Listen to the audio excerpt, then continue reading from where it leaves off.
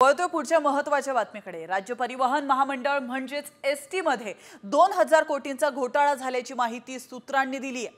मुख्यमंत्री देवेंद्र फडणवीस यांनी देखील आता या घोटाळ्याच्या चौकशीचे आदेश दिले। एसटी महामंडळाने 1310 बसेस भाडे तत्वावर घेण्याचा निर्णय घेतला होता, मात्र हा निर्णय सरकारला अंधारात ठेवून घेतल्याचं समोर आलंय। त्यामुळे हा निर्णय वादाच्या भोवऱ्यात सापडलाय।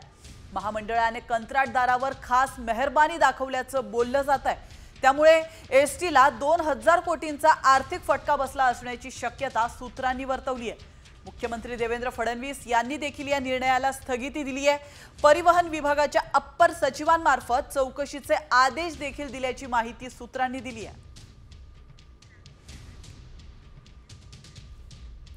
तर आपण पाहतोय 2022 मध्ये 44 रुपये प्रति किलोमीटर दराने 500 गाड्या भाडे तत्वावर देण्यात आल्या होत्या।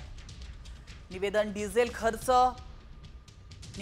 डिझेल खर्च वगळून 39 ते तडजोडीनंतर डिझेल खर्च वगळून हा 34.30 आणि 35.40 रुपये दर एवढा करण्यात आला होता।